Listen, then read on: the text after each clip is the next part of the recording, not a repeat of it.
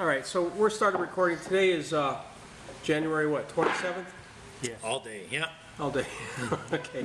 And you were just beginning to tell me about this somewhat spiritual connection with Yeah, that we're talking Essiac about. or Yeah, not we're Essiac? talking about a particular product. This is, I think that you probably have some in here, and you do. But this is a product here that we're talking about. Yeah, This I'm is using that. the Essiac. Well, Yeah. Essiac, we call it Essiac. It's Yeah. known throughout the world as Right. Essiac. Essiac. Yeah, Essiac was a name of a French Canadian nurse, spelled backwards. Really? Her name was Renee Case. Huh. And the story goes back to the turn of the 1900s. And there was a couple immigrated from Europe into a place called Sudbury, Ontario, which is a nickel mining community in Ontario, Canada. The woman developed tumors on her breasts. Yeah. She went to Toronto, which at that time was a fair trek too in the 1900s, where it was confirmed that she had breast cancer, and she was told that she would need a double mastectomy. Yeah. And so the best thing for her to do, because the chances of successfully overcoming that were somewhere between slim and none. Yeah. So she was advised to go home and get her affairs in order. Yeah, right. And so she went back home to Sudbury, and fortunately, there was a medicine man from the Ojibwe Indian tribe that heard of her plight, and so he approached her and told her that Yeah. he felt that he might Right. be able to help her. Right. And literally took her by the hand Yeah. out, showed her the herbs to pick, Yeah. what proportion to use and how to prepare them, and extract them into a tea. Yeah. The story moves 20 years later. By the way, this whole story is available in a book written by a doctor out of California called Dr. Gary Glum. It was called Calling of an Angel. Dr. Gary who? Dr. Gary Glum, Glum. He was a chiropractor, but he took a great interest in this, and he wrote this book. And my understanding is that, and I've read the book, and I know Gary, that it was up for a Pulitzer Prize for Best Nonfiction Title. Okay, but 20 years after this took place, the woman was in a hospital in Bracebridge, Ontario, for something totally unrelated. The attending nurse was a nurse by the name of Renee Case. In seeing the scar tissue in the woman's Yeah. breast, she inquired as to the reasoning for it. And so this woman shared the whole story, including the herbs, how she prepared them, and the benefits that she got from it. Question, did the woman have the double mastectomy? No, she never did. So there was the scars on the breast? Scars were just there from the tumors that had receded Oh, really? and left, yeah. Wow. So 20 years later, she had no symptoms of cancer at Yeah. all. And only thing was left, there was scarring from the tumors that Yeah. hadn't been there. So anyways, Renee Case made notes of all this information, vowing that should the opportunity arise that she wanted to use this information, because as a nurse there, and at that time, cancer victims were almost always terminal. Oh, yeah. Right. So, well, the opportunity came sooner than she would have expected. It was within a few months, I understand. Her aunt was diagnosed with terminal cancer. So She's the nurse. This is Renee Case. Renee Case, yeah. Her aunt. So she went to her aunt's primary healthcare physician, the doctor, who she knew there was about 7 or 8 doctors in Right. this community, and implored him to allow her to use this Yeah. herbal, Right. this Indian herbal remedy, Right. and cited the case of this other woman that had been successful with it. And so he allowed that, and net result is her aunt totally recovered as well. Wow. Now, a few months later, it was somebody else, and so the story just got getting bigger and bigger. So within a few years, all the doctors in that local community were bringing their cancer patients to Renee Case to be treated. So she called this product that she was treating them with Essiac, which was her name spelled backwards. Okay. Well, what happened is they petitioned the Ontario health authorities to legalize this, because at this point in time, everything was done under the table, because Renee Case was not a doctor and she had Right. no license to practice. Well, this opened a can of worms where the regulators came in with an intention of incarcerating her. Sure. And, well, but the town got up in arms to defend her Wow. because of all the people they were helping. And this is the early 1900s still. This is in the 1920s. Or 1920s. In the 1920s. So what happened is the authorities went back, you know, and kind of reorganized, and they started passing a law. They put a law together called the Kirby laws in Canada, which were directed to Renee Case. And it simply said, okay, you can continue to treat cancer patients without a license, but only under the following conditions. Number one, you can't charge money. And number two, the only people that you're allowed to treat have to be accompanied with a letter from their primary health care physician or oncologist saying that they have cancer and there's nothing more that conventional medicine can do for them. Wow. So she agreed to all these terms.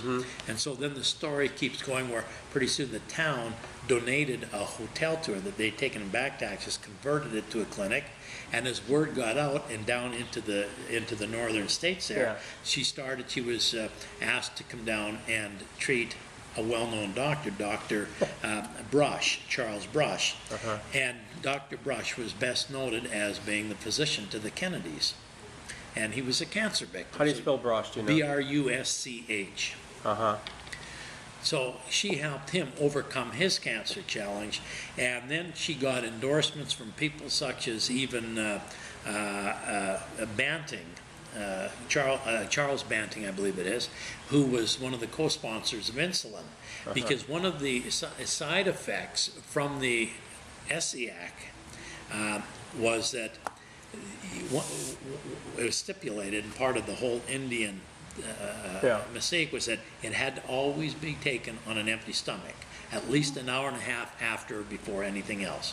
So this is a product that was always taken on an empty stomach. So we always advocate that take it just before you go to bed. Okay.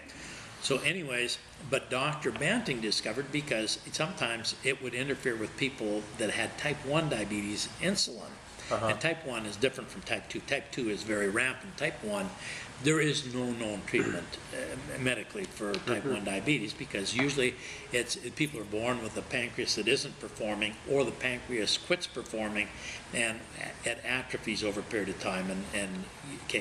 But on occasion they would find that in taking the Canaid or the Essiac, because what it would do is it would work in the lymphatic system, help clean out the blood, that it, on occasion, it would even inspire a pancreatic gland that hadn't produced insulin for years. Every so often it would even inspire it to start working again. So Dr. Banting made note of this, so he even endorsed this product. Now, a short time after this, there was a medical community got together with a lot of people. 55,000 people signed a petition to legalize Essiac as a recognized therapy for treating cancer. Is it still in Canada? It's all in Canada. Right. And so anyways, the regulators agreed, the senators and that was all agreed verbally that they were going to approve it, but it had to go through the proper political arena, you know, like through the Senate. So when they had this hearing, the Senate hearing, and at this time, all of a sudden, then there was lobbyists that showed up. There was, I believe, about 200 cancer survivors showed up with their letters that had been helped with this product. Okay, but because of the pressure put by lobbyists on the senators, they at the last minute didn't vote for it. And it was just by a small, like one or two, one way or the other. But they did release a memorandum to the public saying that they recognized that it had value in treating cancer, although that there was no scientific evidence to prove it. But they then approved it as an experimental drug, made it available through what they call the Emergency Drug Release Program in Canada. So in other words, if your doctor knew about it, was willing to jump through all the hoops, and you get somebody to make it and knew the formula, it would be allowed. Okay. Unfortunately, it never moved beyond that point. And then what happened is that my mother, and this is how I got involved with it, in 90, my mother was diagnosed with cancer and was given 6 weeks to live. Wow. And she had gone in for an operation that they said was a restriction in her bowel. And it was a serious operation, but not life-threatening. Well, when they opened her up, they found that she was totally riddled with cancer, liver, pancreas, colon. And they said, there's no sense in taking chemo or radiation or any of these because it's far too little too late. And this was in July, and they said, at the very best, she would make it, the best she could hope for would be the 1st of September. And so anyways. They opened her up for the purpose of? Well, removing a blockage in the bowel. And they discovered that she So had... they didn't do anything to the bowel at that time? Then. No, they ended up performing a colostomy and sewing her up and told her to go home and get her affairs in order. That you know, and don't even consider chemo or radiation because it would just make her last few days more miserable. Right. So, anyways, I was blessed with the fact that I was already in the health industry.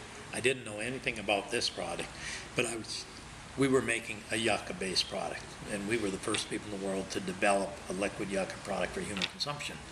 But anyways, my uncle, who had been a friend of Rene Case, and he was close to 90, lived in Huntsville, Ontario, just out of Bracebridge, and he had overcome a cancer challenge in the 40s being treated by Rene Case. So in hearing of my mom's challenge, he sent out a bottle. Now, when I saw the bottle when it came, it was a little brown bottle with a piece of sticky tape on it. It said Essiac.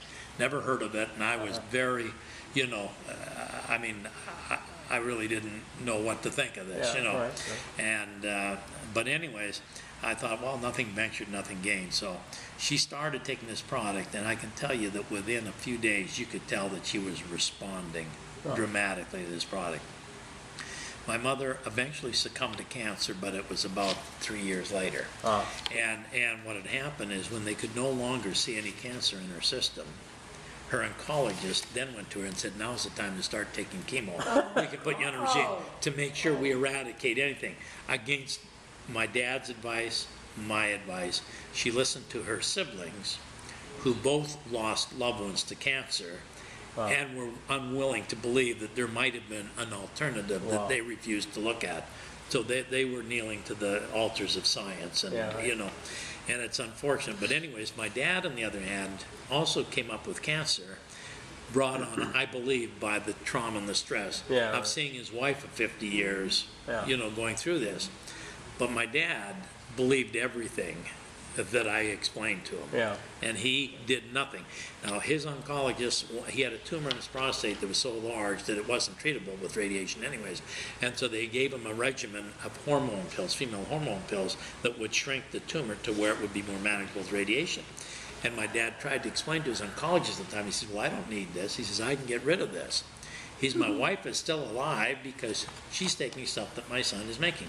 Well, what I had done is I had gone back east to visit with my uncle and met up with a woman. Rene Case was already dead, but I met with a woman by the name of Mary McPherson, who was Rene Case's best friend. Mary McPherson? Mary McPherson. And Mary McPherson had been a childhood friend and lived and traveled with Rene Case throughout her career. And so anyways, Mary McPherson is the one that shared the formula with me, told me exactly how to make it, hand wrote it out, you know, and told me, and now I had a facility, I had a factory already for making health products. So at that time, I was also led, and I believe spiritually, to a family that was a third or fourth generation family that had actually supplied Rene Case with herbs years earlier. And so that's where we got our supply of herbs. And so we put this together. We had no name, there was no label. It was strictly a product for my mom and my dad. Well, of course, they weren't satisfied with that. When you got cancer, you're meeting with other people with cancer, so they're sharing it. And all of a sudden, these people are having miraculous benefits. And so they encouraged me to think in terms of manufacturing it from a commercial, you know, perspective, which is what we ended up doing. And a short time thereafter, I was approached in 1991 by the Federal Ministry of Health in China. I'd already opened up a distribution center in Hong Kong, and the federal government in China wanted permission to do studies on our yucca product and on our tea. And I granted them the authority to do that. They spent $7 million over the course of the next 5 years, from 1991 through 1996. They did all the toxicity studies, and they did sarcoma studies where they actually induce tumors into mice and then treat them and then monitor the results. The sarcoma studies that they did there were actually more sophisticated than the ones they do in the West here, because the ones here in the West are more skewed because they use only one gender anyways. Over there, they use both genders. And contrary to common belief, there's a difference between the male and the female. Right. Viva la difference, But anyways, after 5 years and $7 million, they came back to me in 1996. They flew out. We entertained an entourage, including the Minister of Health, the Deputy Minister of Health, and about 12 others in their entourage. They went to my factory, which was in Canada, went through it all, and gave us, presented us with import permits for those two products and drug identification numbers. To this day, those are still the only two Western-based herbal therapies in the history of the world that are approved with drug identification numbers in China. And the significance is that China has, for over 5,000 years, been recognized as the foremost authority in herbal medicine. So for them to turn around, test on their money with their, their investment, and they've got no agenda, because it's not like for profit. They have socialized medicine. So the government, the only thing that they want to do is find out the products with the most efficacy for treating this at the least amount of money. They found that this had higher benefits than anything they'd ever tested before, or anything recognized by a traditional or conventional medicine. And there was no side effects associated with it. Interesting enough, and when they did the case studies in their universities, they also tested, like, for example, a group of lupus patients, 30 lupus patients. Without exception, every one of them benefited. Everyone, 100% of them benefited.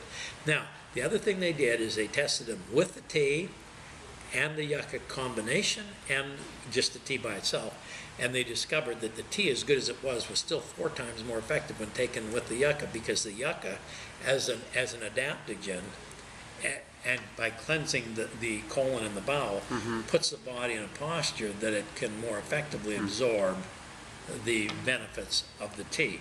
The tea is made from 4 herbs, and that it's burdock root, sheep sorrel, slippery elm, and turkey rhubarb root.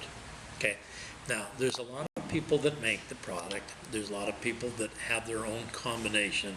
So it may be what they refer to as an improved version. Right. I have yet to see anything ever meet have the efficacy of the original product. Okay, there's just a ton of politics in it. But you see, when you come to things like sheep sorrel, for example, there's Sheep's what? sheep sorrel. That's one of the main ingredients. Sheep sorrel. S-O-R-R-E-L. But there's different sheep sorrels, and one is called Rumex acetosella, and one's Rumex acetosa, and one is more prevalent than the other. So a lot of people make it with the Rumex acetosa, which has little or no value therapeutically. It needs to be the Rumex acetosella. The other thing is that there's always a conflict. Is it turkey rhubarb root? Is it Turkish rhubarb root? You know what I mean? And so there's a conflict over that. Well, of course, initially, the story goes that turkey rhubarb root was simply Indian rhubarb that was prevalent in the area. In Quebec. In northern Ontario, in the Appalachians. But it is thought and said that eventually Rene Case used to bring it from Turkey, the turkey rhubarb root, and it came in routed through China, and that's how they got it. And said that it had more efficacy than the actual Indian rhubarb root. And this was Rene Case, and this again comes from Mary McPherson. So a lot of the stories get changed and that. So you've got to try and. Fortunately, I've been able to communicate with all the main players in it. And I did so at a time when my mom was challenged and her life was in jeopardy. So my motives were just to find out the truth. Do you remember the name? Can you state the name of the Indian or the tribe or the? Yeah, Ojibwe. O-J-I-B. It may be just W-A-Y. It could be Ojibwe. Okay. Okay, and they also were down in the northern states too, the Ojibwes. But they were in Canada at that time. but they're the ones that actually had it was a native formula. Mm-hmm. Wow. So anyways, and I don't want to, no, that's good. okay, but did they tell you how far back this native formula was, I'll call it being in use, or there's there any been history on it? No, none to the best of my knowledge. Yeah. None to the best of my knowledge. We went through, well, I could, I don't Yeah. need to go into that. I was Okay, going to go into that's fine. something that I don't think would be That's fine, necessarily okay, beneficial. fine. Now, on the, so that's one of our products. I don't know, did you want to talk about any of the other products, or? Yes, so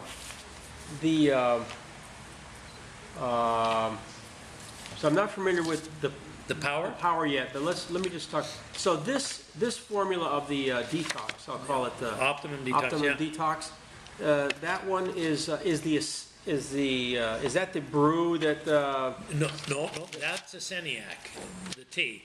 Now, That's the- what we've done with the tea, by the way, and I showed the little bottle of it here, there's other people out there making what we've done. We always made it in a bottle, a glass bottle. It was in a liquid form, Yeah. and we shipped it all over the world. The drawback is that in going into China with it, when it was approved with a drug identification number, is that we had to meet pharmaceutical standards. And the difference is this: in the United States and Canada, typically products are sold as food products. Yeah. And as a food supplement or a food product or nutritional supplement, all we have to do, the threshold to be deemed safe, is it cannot exceed 100 of what they call CFU, the colony forming units, bacteria plate count, can't exceed 100,000 units per milliliter. Anything below that is deemed to be safe. Pharmaceutical standards, you can't exceed 30 units per milliliter. Wow. So there's a huge difference, and that's the threshold that we had to meet in order to ship it into Canada. Now understand, China? into China. Yeah. Now understand, you can't use any preservatives. Everything has to be totally natural. So all you could do is very strict quality control on the herbs and all the raw products and the whole procedure. So those, in order to meet those very rigid protocol, and of course we were able to do that. So, and we maintain that integrity in our production today. Okay. Okay, so having said that, then instead of shipping it in bottles, No, well, we were shipping it in bottles. Yeah. We were shipping it, always shipped it in bottles. But you see, you've got a very short shelf life. In the bottle In form. the bottle form. So it was subject to freezing, it was subject to breaking, it was very heavy with glass Yeah. and bottles, and they were in 1 liter bottles. and in order to preserve its freezing. integrity, it had to be in glass. It had to be in opaque glass too. You couldn't, Yeah. because the things that destroy food value or the Right. value are the same things that make things grow in nature, but heat, light, water, and air. Yeah. Air oxidizes, water destroys the soluble minerals, Right. heat destroys all the enzymes. Right. So all these things that create it to grow in nature are the Yeah. things that destroy it when you remove Right, it. right. So anyways, so it was, and you didn't want to put it in plastic because of the fear of the leaching of the plasticides. So even back then, they knew that, you Yeah. know, the purists did, and she was certainly a purist. So anyways, what we did when we made the Essiac this go round, we wanted to make it so it would be more affordable and more portable. And so we decided to make it in a totally different, we make it exactly the same, we make it in liquid form, but once we're done, we extract all the water out of it. So we do a complete water extraction to make the tea, and then we pull all the H2O out of it using a process called spray drying. So we don't have to use heat, so we can take the water out, so we're left with the herbal extracted residue without compromising the integrity of the blended herbs. We then encapsulate it. So you air dry it, and then Well, you that's not air dried, it's what they call spray drying. Spray dry. And So then- we spray dry it, and then what we do is we take the herbal residue after we've pulled the moisture out of it, and we encapsulate it. Huh. Keeping in mind that the capsule is not part of the product. If you took it with the capsule, Yeah. again, you'd be compromising the integrity, because now you got a different. So the capsule is just a container to hold the product. So you open the capsule, empty the contents Yeah. into a cup, and then add your hot water, rehydrate it, and you drink your tea. I see. Huh.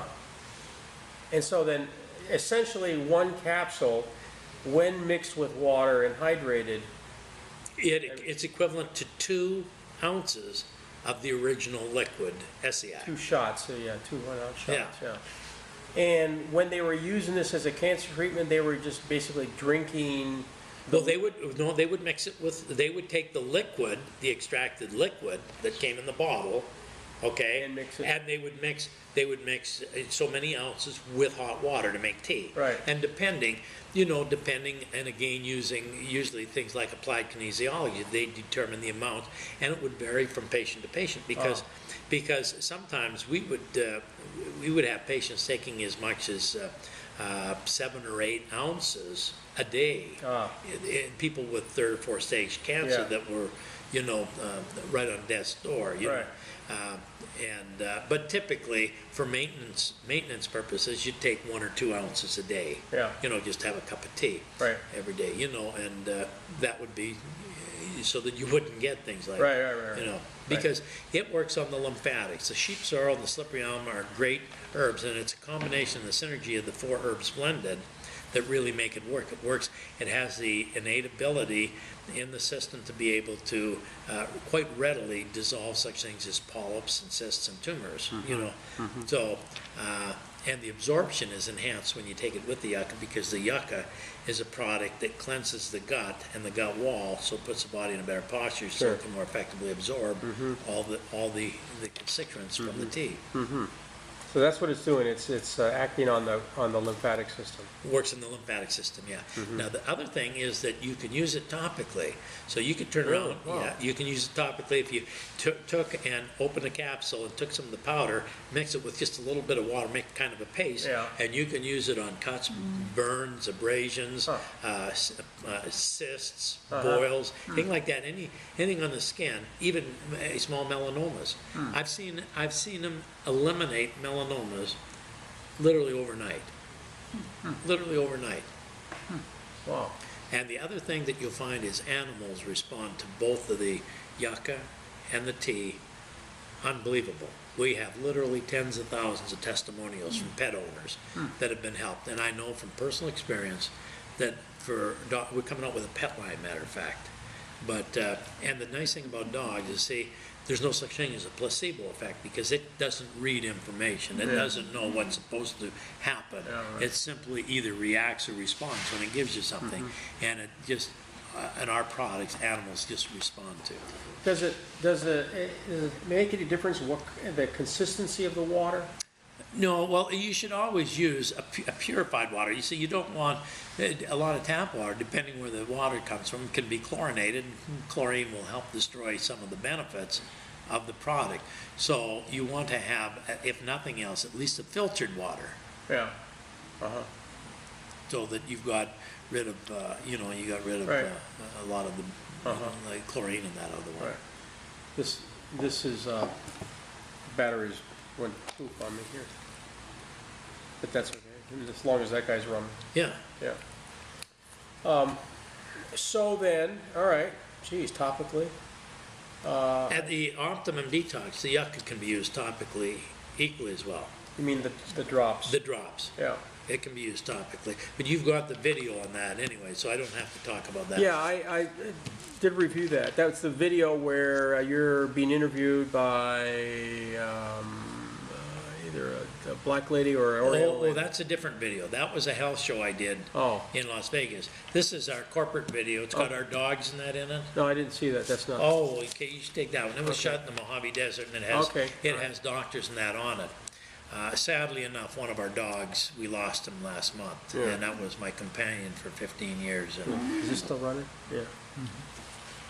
So, and it was injury related. It wasn't, the dog he'd been on our product from the time he was a year old.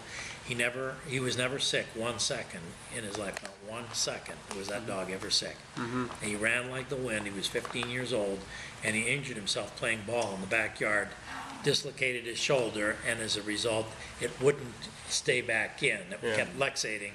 And so we finally opted for surgery, which of course at that age, and it was due to the drugs that they had to give him and that. And let me see. I got the two detoxes. Yeah, check that. Make sure you got this. Now I've been doing take this at night, just before you go to bed. That's what I've been doing. Okay, I perfect. usually take it first thing in the morning as a tea in the morning before I have any food. Usually the food lasts is sometime later, and then I do that in the evening as well. I've been doing two pills. And you got more literature in here too, I see. And you probably, did they send you DVD? Oh, they probably sent you. There's a health chart you want to fill out. Okay. Oh, yeah. Oh, they sent you a whole bunch of literature, so you can share that too. Now you got, this is a great DVD, by the way. There's 2 medical doctors on there.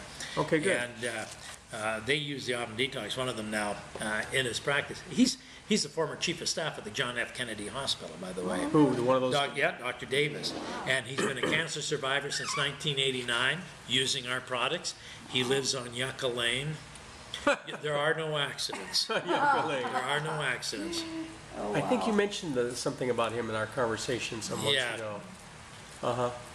Do you by chance have another one of these? I could give it to another doctor. Yes. Buddy of mine. Yes? Uh-huh. In the car, we'll have to get you it. Look, can we talk about this power? Yeah, Yeah, yeah, we can. that's good. This is, again, okay, first off, all of our products have to fit within our philosophy. Okay, we didn't create a philosophy to correspond with our products, but rather our products had to fit within our philosophy. And my philosophy is predicated on the fact that I believe that our Creator made a perfect piece of equipment. Yeah. He made no mistakes at all.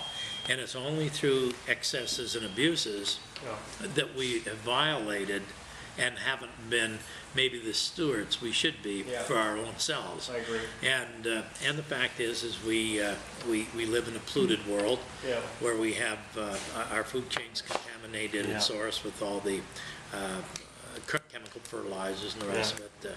The air we breathe is polluted, the water we drink is polluted, and all this. So we're constantly inundated with poisons. Sure.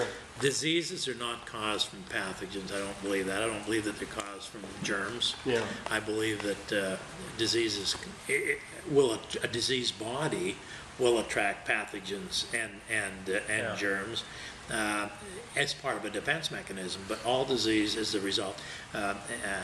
Degenerative diseases are the result of poisons, and it's when the body finally reaches a point where the natural organs of detoxifying, such as the liver and the kidneys and the lungs, and that are just overpowered with the poisons that the body will attract. It becomes a willing host for pathogens, and that's part of the defense mechanism, because they live on poisons. Yeah. So they're invited to a host that has poisons. Yes. If you don't want them in there, then get rid of the poisons. Yeah. Okay? Right. Just clean. Yeah, and of course they only become part of the problem when there's such an abundance of poisons that they're allowed to replicate, and it gets out of control. But for the most part, it's all part of the body's wisdom. You see, what medical science looks at as evil is really, when you think about it, is totally illogical. It's when they talk about a fever being, we got to get rid of the fever. Well, it's the body's mechanism burning off poisons. And when you're vomiting, it's not evil, it's the body eliminating poisons. You know. Yeah. So all these things, it's tumors. Another good example. The tumors are a perfect a case to make for the body's wisdom. You see, when the body's got so many poisons that you're running the risk of the poisons causing irreparable damage to vital organs, the body starts to accumulate the poisons, creates a garbage pail, dumps the poisons into that so that they don't cause irreparable damage to vital organs. Right. Then that's a flag. That's simply the body's way of telling you that your body's out of balance and it needs to be addressed. Yeah. And sometimes so you have to look at the cause, which is the poisons. You have to develop processes for eliminating the poisons. You get it down to a certain level, the body can then take over and it will actually automatically start to eliminate the tumor as well. Right. But what do? Oh, no. We start pumping all these insidious platinum drug therapies like chemo and that, and so all we doing really is enhancing the problem as opposed to trying to find, see, conventional medicine very seldom, if ever, addresses the causes. Most of the causes are not only untouched, but they're unknown. You know, Right. and so there's never So been, they say. yeah, there's never been a time in history where anybody has ever cured anything via pills or potions or doctors or drugs or, Right. or even our products don't Right, heal. right.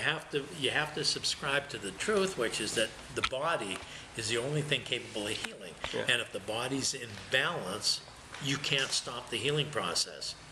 So it's the challenge that we have is how do we bring balance back to a body that's out of balance? And that's all disease is, the body out of balance is disease. So, and that's by giving it complete foods that are synergistically blended by nature and in total harmony with the cell's needs. So this body has now got the tools to go ahead and effectively do the healing, which is the way our Creator Sure. intended. You know, and when we talk about complete foods, we're talking about, say, if you're buying vitamins, you're buying drugs, because vitamins are never found in nature as isolates. Vitamins are catalysts or accelerators, enzymes, and they're only found in nature with the accompanying enzymes and coenzymes. Also accompanied by the minerals and the trace minerals that make them absorbable by the body.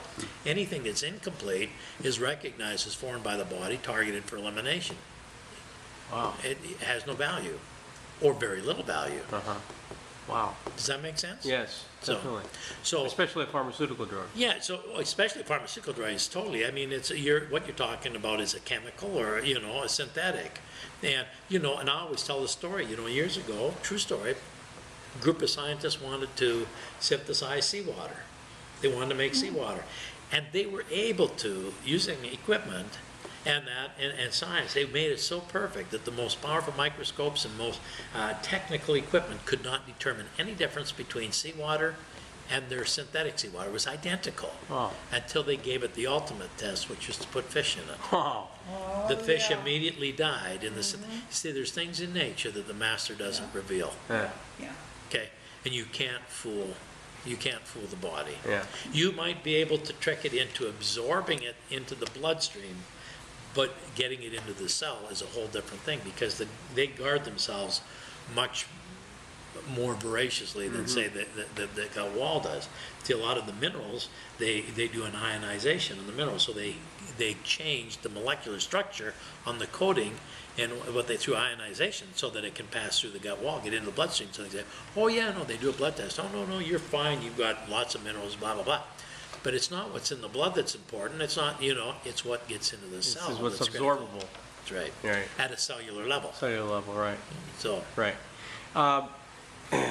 You mentioned something a minute ago about kinesiology, and a couple of the people I'm going to be working with are kinesiologists, okay. or chiropractors and kinesiologists that specialize in the process of Well- muscle testing and diagnosing that. Well, muscle testing is not kinesiology. It's what they refer to as applied kinesiology. Kinesiology, they teach courses at the university. It's more science-based than applied kinesiology. Okay, I'm a little bit unfamiliar Yeah. with the term. Applied kinesiology is, and now that they've got, there's been light years of advancement in applied kinesiology, but the most rudimentary would be what we call dowsing. You know, applied Yeah, I know water dowsing. witching and that, is a form of applied kinesiology, Yeah. and also muscle testing is applied kinesiology. Right.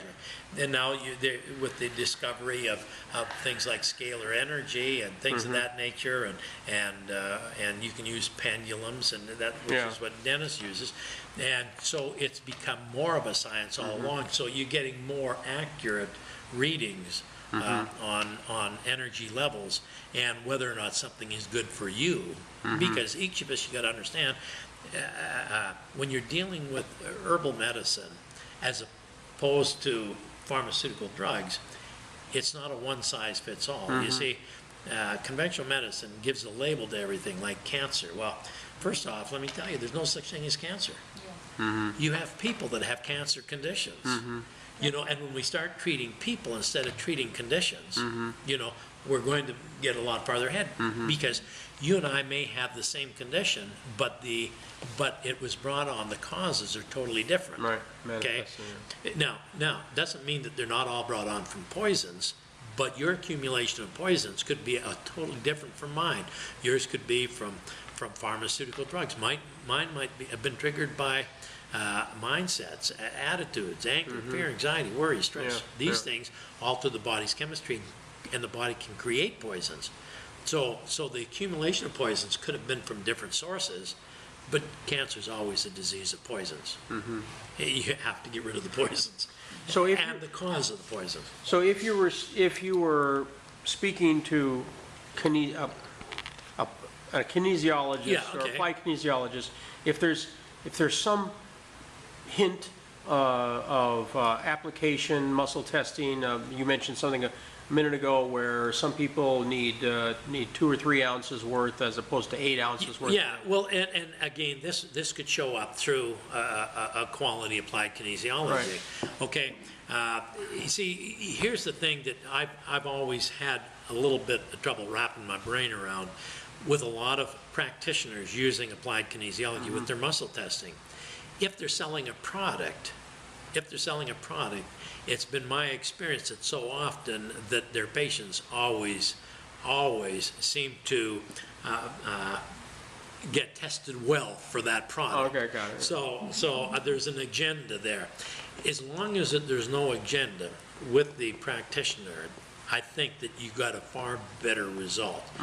You know, if there's no hidden agenda, you know, and then they want to give a truthful, testing, right. then I think that Right. I have no quarrel with applied kinesiology. Right. Well, the people that I know, most of them don't sell. They have integrity, yeah. Yeah, they have integrity. Yeah, that's good, And yeah. integrity in the sense that they have their services that they sell for helping people heal the body. Yeah. Rather than selling, here's my bag of tricks to sell. Yeah, well, or if they have a host of products that they sell, Yeah. okay, a number of products, and they're not motivated from a profit, okay, that's not clouding their judgment, or skewing the results, then that's fine. So then, if you were speaking to a person who is a professional in that field, and they were going to use these products to help manage, manipulate, prompt the body, encourage the body to do things, you might... Using this as a food for the body. Yeah. Okay, well, the rule of thumb, and again, it's a rule of thumb because it's not a one-size-fits-all, but rule of thumb is it's suggested that you use about 1 drop per day for every 10 pounds of body weight to a maximum of 16 drops. Okay? For every 10 pounds? For every 10 pounds of body weight to a maximum of 16 drops per human, for an adult. Okay, but I have experienced people getting better and more benefits by taking less Really? than the recommended amount. Okay, sometimes taking not more than 16. I've never seen, I do know that there's doctors that have muscle tested their patients and tell them that, oh, you should be taking 23 or 22 drops a day. And I can't really speak to that as to the efficacy of that, but I've been working with this particular botanic when it comes to the yucca. I've been dealing with that product for 30 years or more. So I'm pretty in tune with what it can and can't do. So the drops are a higher potency, I'll call it that. Help me distinguish between the drops and the capsules. Well, the drops are totally different. This is, and again, it's outlined in the video that I gave you, but the drops is a complete whole extraction from the Mojave, or what we call, the technical term is the Shdagra yucca or yucca. And it's endowed by nature with some very amazing and unusual characteristics because it grows in the harshest environment on the planet. Nature saw fit to give it additional constituents to help it to thrive in that harsh environment. And so it works basically the same in any life form, whether it's in the soil, whether it's in the air, in the water. We've made products for soil conditioners that we were able to work with the government in Canada. I worked with their chief agronomist. We could increase the yield of cereal crops by over 30% at an application rate of 4 ounces to the acre. Again, also, we worked in water treatment. 4 ounces to the acre? 4 ounces to the acre. Oh. Yeah, and well, how we applied it was we mix it with a required amount of water, because water won't Sure. dilute it, it only acts as a carrier. Right. And we would drip it onto the seed as the seed was being augured into the drill. Wow. And, you know, and then we would use the seed as the carrier. And the other thing, not only did we increase the yield by 30% annually on average, but we were able to decrease the amount of chemical fertilizer annually by 30% each year. And so it's the same thing, even with people taking pharmaceutical drugs, you gotta recognize that every one of them is damaging your body. Side effects often are far more harmful than what it is you're originally treating. But I never advocate that somebody goes off their meds instantly. I think that that's the wrong approach. But the goal for every person should be to wean themselves off of prescription medication to get to a point where they don't have to have any anymore. You know, because it doesn't matter at any level, they're harmful. You know, it's, I mean, a big dose of arsenic might kill you, but if you're taking just a few drops every day, it's certainly not gonna benefit you. Right, right. So getting back to the distinction between the drops and the yucca, they'll call it the powdered capsule. Okay. The powdered capsule now is a combination of, I'd like to move it around a little bit. That's It just makes it harder to watch. That's okay. Makes it, we won't talk about that. That's the combination of 4 herbs. This is a combination of 4 different herbs. Totally, this works in the lymphatic system. Okay, the drops have a number of constituents, and the 2 initially that we targeted are what they call phytosterols. These are natural occurring plant steroids that help increase the activity of friendly flora, friendly bacteria, whether it's in the soil, whether it's in water, whether it's in the air. In the case of human consumption, it's in the gut, where it motivates the friendly aerobic bacteria in the gut to come forth in greater numbers and produce more digestive enzymes. This increase in digestive enzymes, which can be up as high as 60,000 times more, is more readily able to break down any waste that's accumulated in the colon or the bowel over a period of time, because accumulated waste becomes rancid and putrid. As the body absorbs the poisons. That's how we create conditions. That's why it's said that life and death begins in the colon. So we need to, you know, so every time we eat, this is a food product. You know, when we clean, we wash the dishes. Well, this is a way of cleaning after we've eaten. And so the phytosterols create a more healthy aerobic environment in the body. It has another substance in there called saponins, which are natural occurring soap molecules. Yeah, I heard that term in the videos. Can you spell it again? Saponins. INS. Yes, saponins are natural occurring soap molecules. Soap is a surfactant or a wetting agent.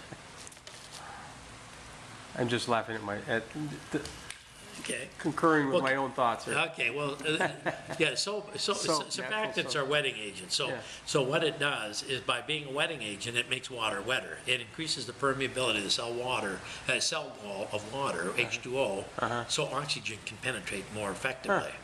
So that's why it feels slippery, you know, like soap feels slippery. Okay, well, that has a lot of advantages, because it's great for being able to now create and absorb more oxygen. Okay. That's what you want, is an aerobic environment. Aerobic environment is not conducive to inviting pathogens, viruses, you know, mold, all these, you know, bacteria, bad things. So, and by increasing the activity and creating more digestive enzymes, again, more effectively break down this waste that accumulates into tiny particles that the body can more effectively eliminate. Okay. The soap, on the other hand, also works to effectively clean the gut wall. So now absorption can be more effective. And the soap also, because it's a soft wall molecule, can't penetrate the gut wall. Saponins, or the saponins, never get into the bloodstream. They only stay in the gut until they're used and then eliminated. But they bind with bile salt, bile acids, the precursors to things like colon cancer and pancreatic cancer. They bind with intestinal cholesterol, And when they do that, that molecule can no longer get into the bloodstream either, so the body has to eliminate it. So by doing that, it works much the way a statin drug would, lowering the LDL or the cholesterol out of the system and eliminating the harmful causes of some of these insidious degenerative conditions. Amazing.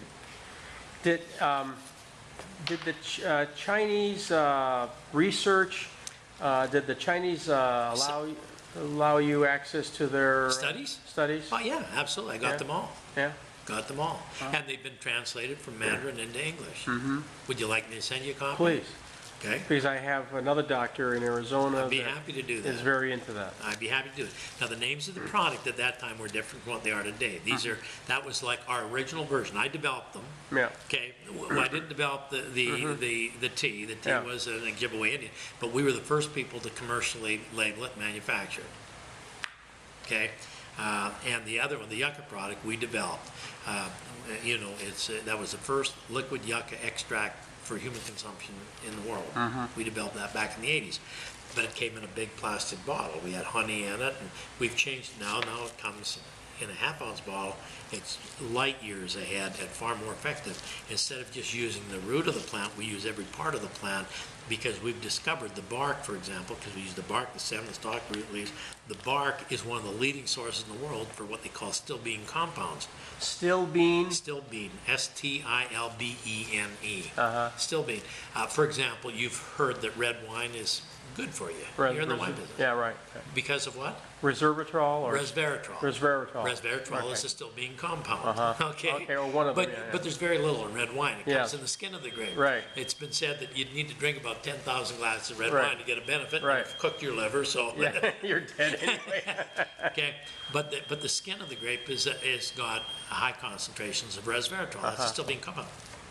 The bark of the yucca is one of the leading sources of resveratrol and other still being compounds, including what they call still being analog, resveratrol analog, and also transresveratrol, which are same family but even more potent than resveratrol.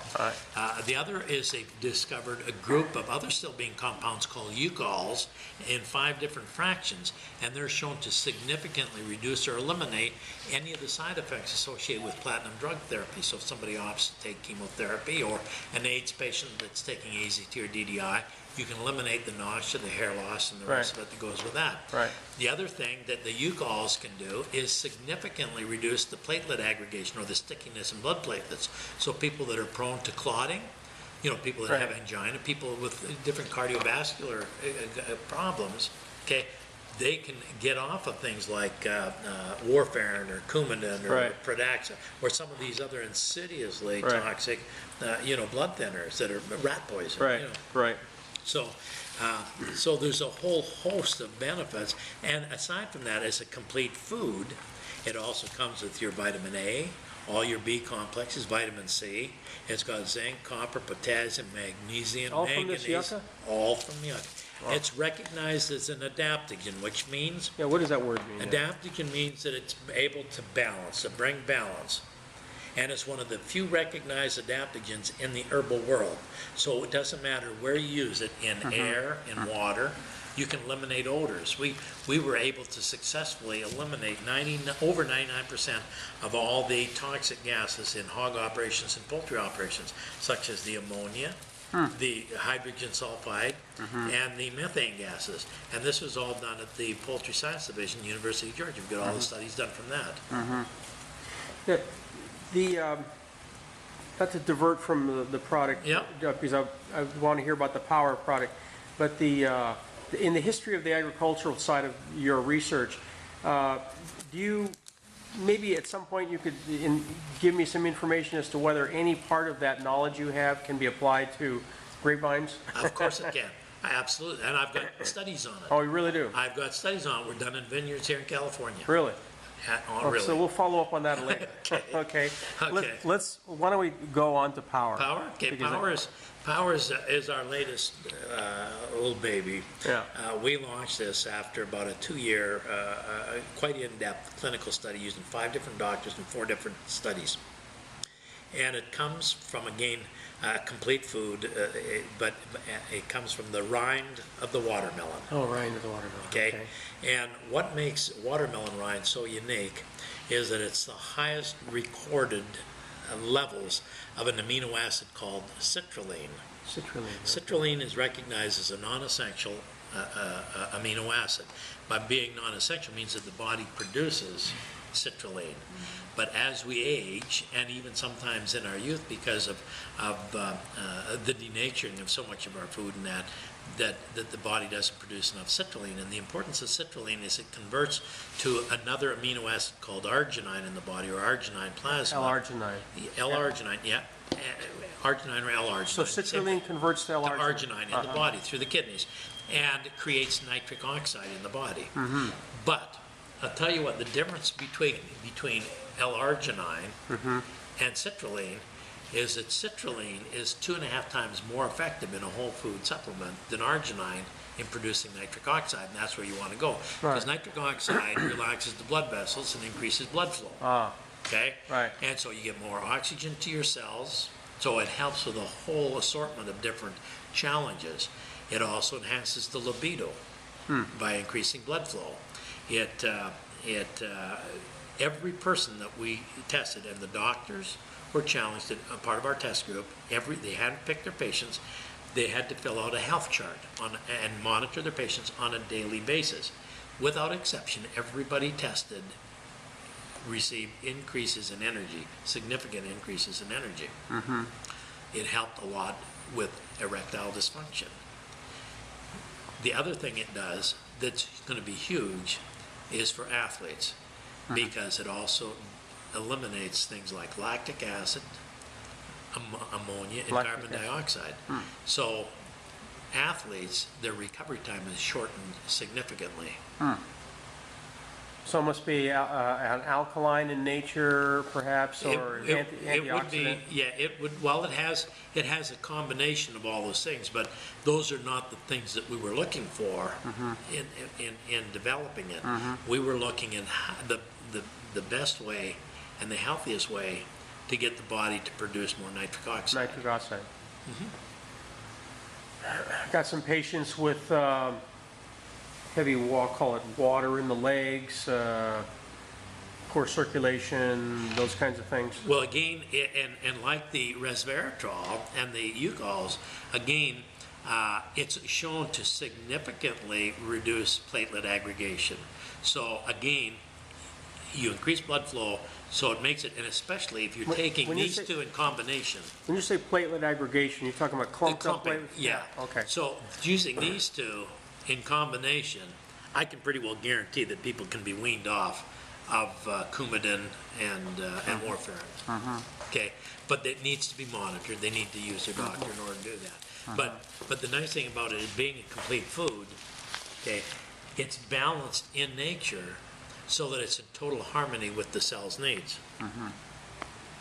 This is a product, the Optimum d-tox is a product that we firmly believe that everybody needs and everybody should be taking.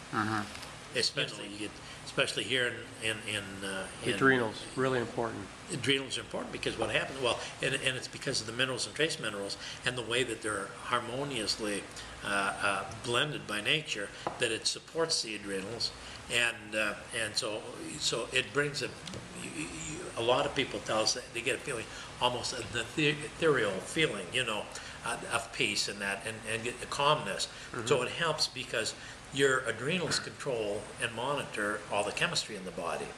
And you'll find that you get people with road rage, I can guarantee that they've got, their adrenals are shot. Right. So this is able to help balance. Again, as an adaptogen, it brings balance. So it always comes back to balance. Balance, I believe, is the magic bullet that science has spent trillions of dollars looking for. Yeah. They're looking for a pill or a potion that's going to be the cure for cancer. Well, guess what? The cure's always been with us. Our Creator gave it to us. It's called our immune system.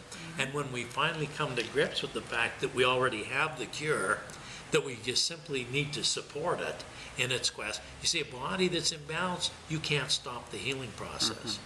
You can't stop it from healing. That's how the Creator designed it, and that's how it works. It's only through excesses and abuses you know, and living, you know, and absorbing, bringing all these poisons and negative mindsets and that it brings down the body. That's my story. That's quite a story. For those of you who came in a little late here, how you doing, David? Hi, And how are Harry, David Bergman and Harry. What's your last name, Harry? Harvey. Harvey. Harry Harvey? Hazel and Harvey. Hazel and Harvey, okay. This product has been in development, started to make the story really short back in the early 1900s. It was passed on from an Indian in Canada to some people up there. It was originally a formula passed on by the Ojibwe Indians, and it was a native formula that helped people with cancer in northern parts of Canada, and even in part of the northern states.